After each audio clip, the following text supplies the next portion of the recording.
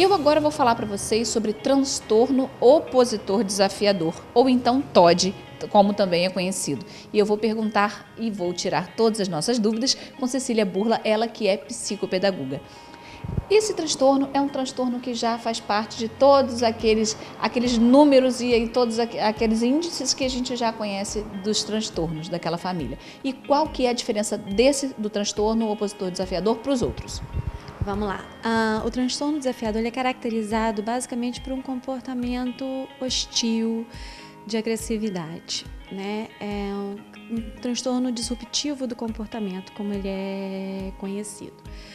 E ele às vezes é confundido e até comparado com um transtorno de conduta que pode vir, né? Um transtorno desafiador positivo, ele pode, nem sempre, né, caminhar para um futuro transtorno de conduta, e também ele pode vir associado ou não ao transtorno do déficit de atenção e hiperatividade. São os casos mais que se correlacionam, né, mais diretamente com um transtorno desafiador positivo. Né? E como que a gente percebe? É claro que existem fases da vida, né, do sujeito que desafiar, né, fazer uma teimosia é normal, né? Nós já conversamos sobre isso uma vez e isso acontece por volta dos 18 meses até os 3 anos de idade. Na adolescência também é comum essa alteração de humor, né? O que caracteriza esse transtorno mais especificamente são quadros de constantes, né? Agressividade, não respeito às regras, aos limites, né? Um desrespeito também às figuras da paterna e paternas, na verdade, e de professores, né? Aquelas pessoas que são responsáveis pela imposição dos limites na vida da criança, que implica deliberadamente com os coleguinhas, que não assume a responsabilidade por seus atos, e também aquela criança que tende a mudar, né, de humor, ficar mais agressivo se as coisas não saem do jeito que ele deseja. E aí, a gente tem que ter muito cuidado quando a gente vai falar de um transtorno, porque não é toda criança que apresenta essas características que desenvolve o transtorno, né? Para isso é preciso uma análise clínica e as características, né, que eu falei, ou tantas outras que estão dispostas no manual, elas precisam estar presentes por pelo menos 6 meses, né? E a criança ela tem que cumprir 4 dentre 8 critérios diagnósticos dispostos no DSM, né? Que é o Manual de Transtornos Mentais. E tem que haver um prejuízo para a criança. Esse prejuízo, né, pode ser social, ou ocupacional e acadêmico. Né? E foi bom você dizer que pode acontecer a partir dos 18 meses, porque a maioria das crianças passa de forma leve ou então mais forte pela adolescência do bebê, né? Então, às vezes, o pai ou a mãe pode se preocupar de estar acontecendo isso, pode ser uma simples fase ou então já pode estar desencadeando para um transtorno. Nem tanto, né? Porque para ter o transtorno, a criança tem que ter um pouco mais de idade. É preciso que isso tenha uma prevalência e faça parte de uma conduta que, né, passa a ser, abre aspas, natural na criança, mas que não é natural nem esperado em função do seu grupo etário. Né? Então, uma criança que é frequentemente vista infringindo regras, ou então desobedecendo pai, professor, padre, pastor, que são, acho que, figuras de autoridade, né? Isso. A gente tem que analisar, né? Eu não gosto de botar todo mundo dentro do mesmo saco. Porque existe uma questão que eu chamo de contraponto, que é a questão do limite.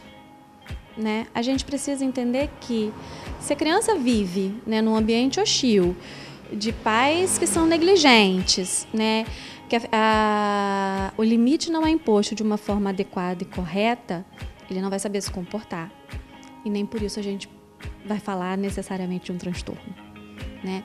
Para que haja um transtorno é preciso que ele cumpra, né, as características descritas e que passe por uma equipe de multiprofissional de diagnóstico e que o médico, né, que é o responsável pelo diagnóstico, que ele também observe essa criança. Né?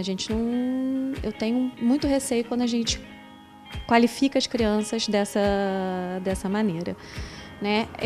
Esse transtorno ele começa a aparecer por volta dos 7, 8 anos de idade. E quem que são as primeiras pessoas a observar que a criança está apresentando esse conjunto de comportamentos? É sempre os professores? Sempre os pais? Então, geralmente a criança que fica... Geralmente a pessoa que está com a criança a maior parte do tempo. Se ele fica a maior parte do tempo com os pais, são os pais. Se ele fica a maior parte do tempo com os cuidadores, os cuidadores. Na escola, né, quando no período que ele está no período escolar, os professores, aquelas pessoas. E assim, o turbilhão é tão grande, Nayara, que a situação não é percebida só num lugar, né? Então ele vai infligir na escola, ele vai infligir na aula de música, ele vai infligir em casa. Então todos vão perceber que esse comportamento ele foge daquele padrão que é esperado. E aí está na hora, né, de buscar uma ajuda. E essa ajuda, o TOD, ele como que é feita? É feito tratamento? É feito uma assistência? Como é que é feita? A partir do diagnóstico? Então, uma vez feito o diagnóstico, existem algumas condutas, né? A primeira é que não existe um remédio específico para o transtorno desafiador opositivo. O que existem são medicações que servem para diminuir sintomas que podem vir no caso de comorbidade, né? Então, para a criança com esse transtorno, a terapia cognitivo-comportamental é o que hoje a gente, né, a ciência fala e tem comprovado resultados. Em caso de deficiência, né, na parte escolar, acadêmica, entra também a ajuda do psicopedagogo que, com o apoio da equipe multidisciplinar, né, dos pais, da família, ajudam também a conduzir essa criança no processo de aprendizagem. Então, olha, é sempre bom lembrar, qualquer transtorno nunca deve ser preocupante numa primeira característica apenas. Deve ser preenchido vários requisitos, sempre passar por um médico, por um profissional capacitado, onde vai ser feito o diagnóstico correto daquela situação que o seu filho esteja passando. Gente, eu espero que vocês tenham gostado. Aqui a Cecília é a melhor psicopedagoga que eu já conheci na vida e ela sempre vai estar por aqui dando dicas e esclarecendo as dúvidas de vocês. E lembrando que vocês podem entrar em contato com o programa pelo e-mail programatotalmentemãe@gmail.com. Eu vou ficando por aqui e no próximo bloco eu volto com mais Totalmente Mãe para vocês.